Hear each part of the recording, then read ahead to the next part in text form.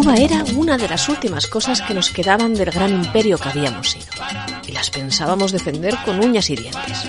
Derramar la sangre que hiciera falta por los territorios de ultramar, ahora revoltosos y disidentes. Por nuestro honor y por el pundonor de nuestra patria. ¿O no? Bueno, habrá que suponer que cada uno tenía su particular opinión. Escuchan ustedes The Logging Song, un interesante experimento sonoro que grabó en 1890 George Washington Johnson, un artista callejero afroamericano que actuaba por las calles de Nueva York. Faltaban unos años todavía para que estallase la guerra hispano-estadounidense, la que llevaría al desastre del 98, pero el horno ya estaba caldeado en Cuba y en otras de nuestras colonias. Una década antes había finalizado la Guerra de los 10 años, con el simulacro de paz en Zanjón. Apenas y una tregua a las hostilidades de los cubanos con el poder español. A lo largo de todo el siglo, múltiples territorios, desde Ecuador a Colombia, de México a Argentina o Chile o Venezuela, habían ido consiguiendo sus independencias y Cuba no tenía pensado quedarse atrás. Deteriorado y maltrecho el antaño poderoso yugo español, no tardaron mucho en hacerlo, especialmente cuando el amigo americano decidió participar de la contienda. En 1895 estalló la revuelta liderada por José Martí y en tan solo 3 años Cuba se convertiría en un matadero para los españoles, pero no para todos.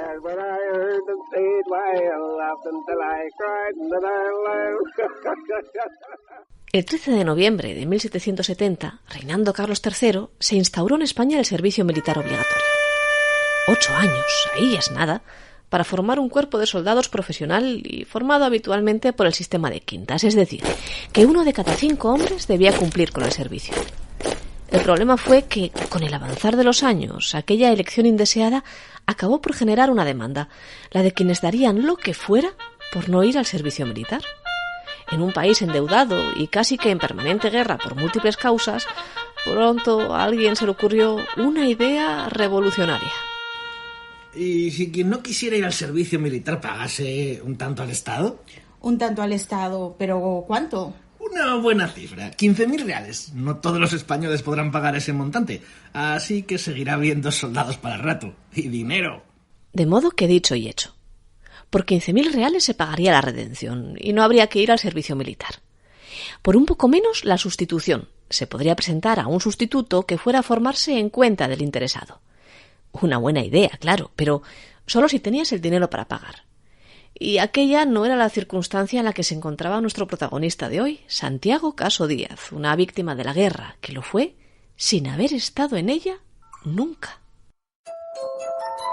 Santiago Caso era un operario de la fábrica de vidrios de Gijón, nacido en la parroquia de San Pedro allá por 1878, y por tanto que peinaba 20 primaveras cuando la guerra de Cuba se recrudeció. Huérfano de madre e hijo de mendigo, que perdiera a todos sus hermanos varones los años anteriores y que ahora por ello tenía a su cargo no solo a su anciano padre, sino también a sus sobrinos, consideró el Estado que Santiago Caso era un candidato idóneo para ir a combatir a la guerra de Cuba. El señor don Santiago Caso se nos queja en atenta carta de los entorpecimientos con que ha tropezado en las dependencias de la iglesia parroquial de San Pedro, para que le fueran facilitadas unas certificaciones que le exigía la comisión mixta de reclutamiento. Estos entorpecimientos acarrearon el retraso de la presentación de los documentos que como hijo de padre sexagenario precisaba, y como consecuencia de ese retraso, la declaración de soldado de un individuo que tenía exención legal. Esta fue la primera vez que Santiago Caso apareció en la prensa. Y es que ya lo había dicho Mariano José de Larra mucho tiempo atrás, que éramos el país del vuelva usted mañana. Realmente Santiago tenía derecho a no ir a la guerra, porque era eso que hoy llamaríamos cuidador de una persona dependiente. Para ello debía presentar unas certificaciones de nacimiento que acreditasen que realmente era hijo de su padre, pobre y enfermo. Pero esas certificaciones nunca llegaron a tiempo. Santiago Caso había ido a la guerra, sí, pero a la guerra burocrática. Y esa, al igual que la guerra física, también podía matar.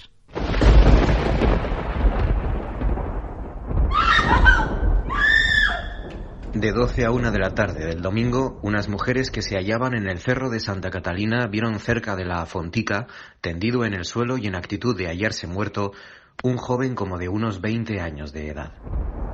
Apercibida del hecho, la Guardia Urbana pasó aviso al juzgado de instrucción, que personado en el lugar del suceso, pudo cerciorarse al momento de que se trataba de un suicidio. Después de incautarse la autoridad judicial de su revólver, que el desdichado tenía en sus manos y que contenía algunas cápsulas sin disparar, se procedió al levantamiento del cadáver y su conducción al depósito del hospital. Para quitarse la vida, se disparó un tiro en la sien derecha. Este es un texto publicado en El Comercio el 9 de noviembre de 1897.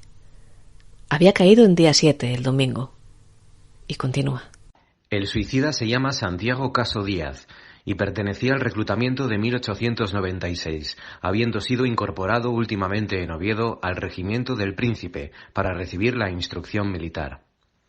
Desde Oviedo vino el sábado a Gijón, proporcionándose antes ropa de paisano y despojándose del uniforme de rayadillo que vestía. Tenía exención legal por ser hijo de padre sexagenario y debido a no justificarla en tiempo había sido llamado al servicio de las armas. Entre tanto se fallara el expediente de recurso que se había elevado al Ministerio de la Gobernación. Santiago Caso no se libraría de la burocracia ni siquiera muerto. Las mujeres que encontraron su cadáver fueron a dar cuenta al cuartel de artillería, situado a pocos metros de la fontica, en la atalaya gijonesa. Allí, el comandante de guardia se desentendió del asunto.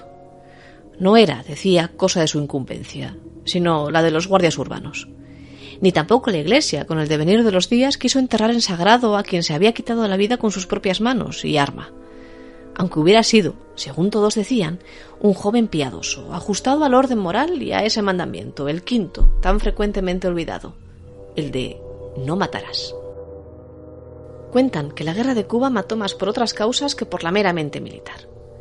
Que allí las enfermedades causaban más estragos que las balas enemigas y que fue fuerte la humillación que produjo en España la intervención americana. Esa potencia que ahora, como aquella vieja Logging Song, se reía de las de antaño y que falseaba para su propio beneficio las noticias de la guerra caribeña al grito de «yo pondré la guerra», frase acuñada por el primer magnate de la prensa, William Randolph Hearst. ¿O habría que llamarle Charles Foster Kane?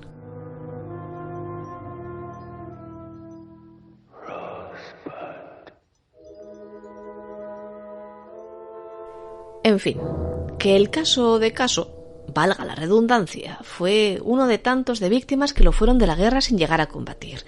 Y en Gijón su historia se tomó como ejemplo, popular durante años, de los males de la burocracia y del matadero que ya era Cuba. Porque el calvario duró hasta después de muerto. En febrero de 1898, cuando Santiago Caso llevaba ya 3 meses bajo tierra, llegó la confirmación de que estaba exento del servicio militar y, por tanto, de la leva obligada a Cuba.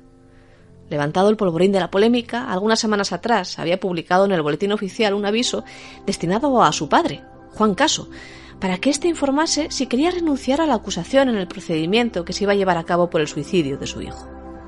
Daban plazo hasta el día 19, pero el suelto no se publicó hasta el 17. Gran persona debió ser el primero que llamó pecado mortal a la pereza. Así comenzaba Larra, el más conocido de sus artículos. El más definitorio de un país labrado a base de «vuelva usted mañana», de papeles, de locura administrativa, de inhumanidad burocrática y de un sentido de patria que olvida a los más humildes. Así, mes tras mes, semana tras semana, fuimos también perdiendo la guerra, y las colonias, y la grandeza, y la memoria, y la historia de tantos hombres anónimos.